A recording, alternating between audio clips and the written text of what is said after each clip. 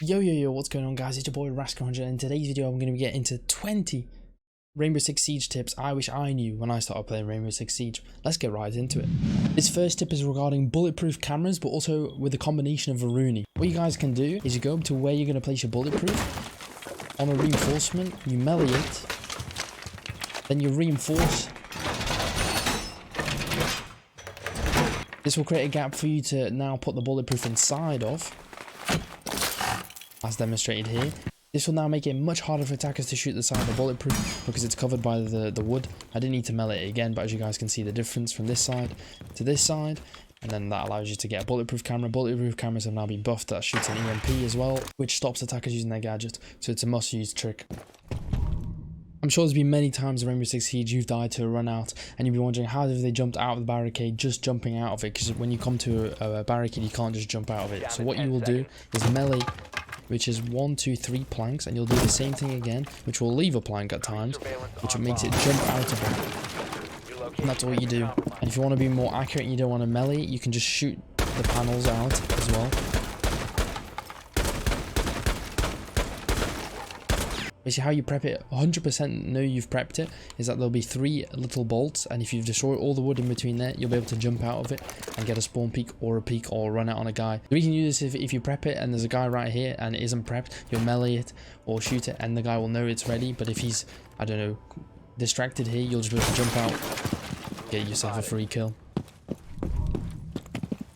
This tip is regarding how to get through a barricade without destroying the whole barricade. You come to the door, you see these 2 planks, you melee the middle of it, and then you melee the one above, and then you just shoot it, and you'll be able to crawl through. If you guys didn't know, if you're playing mute, when Dokiri rings the phone, you can run into the mute jammer, or anyone else can run into the mute jammer and it'll stop the phone call. I'll demonstrate it now. So his phone's ringing, I can hear his phone, you guys can hear his phone. He doesn't need to ring it. Stop ringing it, he can just go run into the mute jammer and it'll stop it. One more time. So I'll ring his phone, you can hear his phone ringing. He's like, oh no, I've got to stand still. No, he doesn't. Runs into mute jammer, stops the call. Little tip for you. Thermite is one of the best beginner operators you guys can use, and if you guys didn't know this, if there's 2 reinforced walls together, you can destroy both of them with 1 thermite.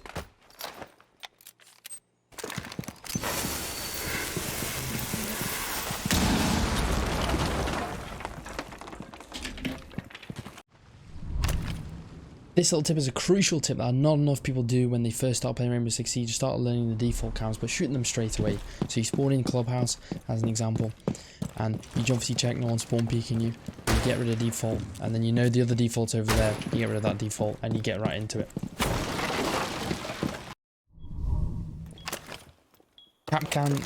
Kapkan is a fantastic beginner operator, and what you can do is put 5 traps or 2 traps on the door to make sure you get a kill, or sometimes 3 to make sure, but you can also put 5 on one door.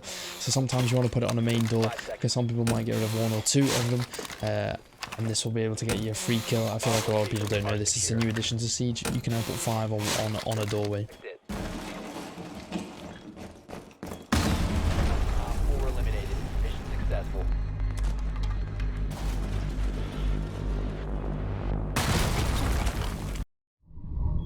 So when you guys are playing Echo on top floor sites, you guys can throw an Echo drone on the floor and use it on an open hatch. Make sure to get a teammate to open the hatch or get the enemy to open the hatch and pre-place an Echo drone and jump, and you're able to spot enemies and the Echo drone will not get destroyed in time.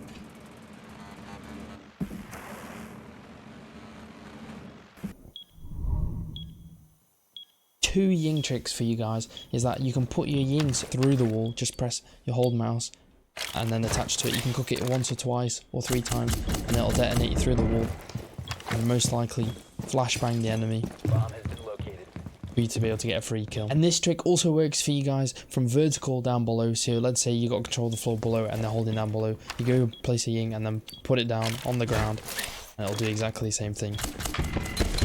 Let it detonate, drop to hatch, free kill for you guys. Frost is one of the best beginning operators to play. Make sure to put your Frost really close to the window, as close as you physically can, to make it hard for attackers to see when they jump in. The same works for attackers. Make sure if you're new to the game, especially if you know they have a frost on the team, make sure any window you vault in or any corner you go around to check on the floor or drone it to make sure there is no frost mat there, because otherwise this will happen. A bomb has been located by Op 4 eliminated. Mission successful.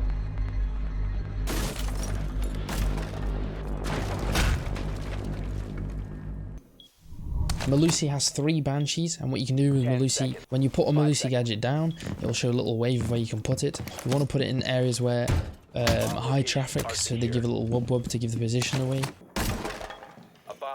Here guys, I'll demonstrate what it looks like from a defender point of view. So when it gets buzzed, it'll open up, and as an attacker you can shoot it to destroy it. You can also, if it's close enough to you, you'll be able to melee it to destroy it as well. And those are 2 ways to counter Melusi. Since all the Jaeger nerfs in 2021, Wamai has become more and more prevalent. And what you can do with Wamai Gadgets is you can actually place your Wamai Gadgets inside or outside. So I'll place one outside, one inside for you guys to see. And he'll demonstrate what happens when an enemy shoots a gadget and what happens to the Wamai. So the Wamai disc takes it and blows it up. Obviously Wamai gets 6 over time. So make sure to throw your discs inside and outside to prevent utility coming into sight. Jackal, quite an interesting operator, a very, very strong operator in Rainbow Six Siege. He has a gadget where he can scan footsteps. But also, I think a little tip that you guys wouldn't know is that depending on what the colour of the footsteps are, depends on how soon or how recent that character has been in the area. So what the colours mean is that blue has been a long time ago, green has been a little bit less time, followed by, if I follow these footsteps down, and what will happen is, let's say you found some footsteps, the guy was just here, you found him, you chased him, you put your gadget on. Red means they were literally there within the last 10 seconds. And red will turn into yellow over time, which means, as you just see. And then if you follow the footsteps, they'll all change over time back to those colours. You can also scan these footsteps, and depending on the rarity of how long it is, that's how long it ticks for. So if it's red, it'll tick 4 times, if it's yellow 3 times, etc, etc. If you're in this situation just like me with Twitch against a castle, I've got no soft destruction to destroy it. You can melee a castle. It will take 9 hits. So 1. You just gotta be careful while you're doing this, that they can see your toes if you're standing close. So you kind of want to melee it from the side.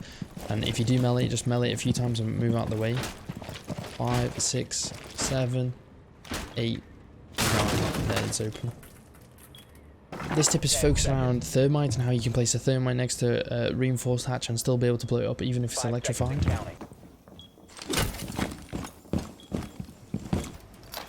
If your Thermite, you put your gadget here next to it, it's electrocuted and it should blow up the hatch as well. Little trick for you with Thermite mains.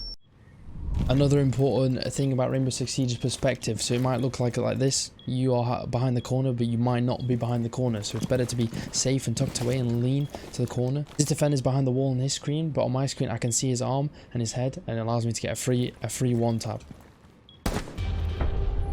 Op 4 eliminated. Friendly mission successful. If you guys didn't already know, with IQ can see all cameras and gadgets through the walls, so you'll be able to spot things. And she's also able to spot Vigil and pulse through the floor and the walls. So when he pops his ability, you'll be able to see him. When he doesn't pop it, you won't be able to see him. This way you'll be able to shoot Vigil potentially through it. It'll tell you when his gadget's being used on the right hand side. Op 4 eliminated. Friendly mission successful. For this trick, I'm going to use Chalet as an example. Make sure when you guys reinforce, you don't reinforce every single wall blatantly. It's important to look up reinforcement guides to help you guys understand what you need to reinforce and what you don't need to reinforce. But it's very important. Something important that you guys might not know is something called Feetholes, which is when you, on a soft destruction wall, you actually hit the bottom line of it out with a shotgun, which I'll demonstrate right now.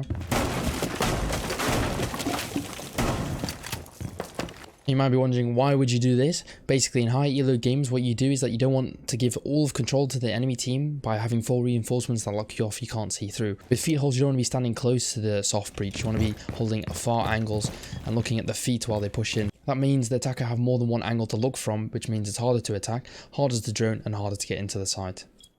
When you're Mozzie and you capture one of these beautiful little drones, you take the drone. If they've claymored, if you see there's a claymore outside, you can put your claymore. Yeah, it gets it. Yeah, gets it. Okay. Do you have to do that again? Yes. Yeah, we can, but you can even put this in the video, to be honest. Thanks so much, guys, for making it to the end of the video. This is the last trick for you guys. Probably arguably the best of the last. If you guys didn't know, our back's been reworked and there's a little mirror spot for you guys to know to put 2 mirrors on top of each other. First of all, you come to these pair of shoes that are on the floor. You lie down. Get on top of the shoes. Stand up fully. Get your second mirror or first mirror out. Put it on the wall. This means it's slightly higher than usual and just allows you to freely put your other mirror just below it. And there you go, you've got a double mirror setup that you can shoot one of them out. Maybe the top one, hold the bottom one. Easy clap. You're welcome, guys. Make sure to hit a like and a comment on the video. Thanks so much for watching. I appreciate it and see you in the next video. Much love. Peace out.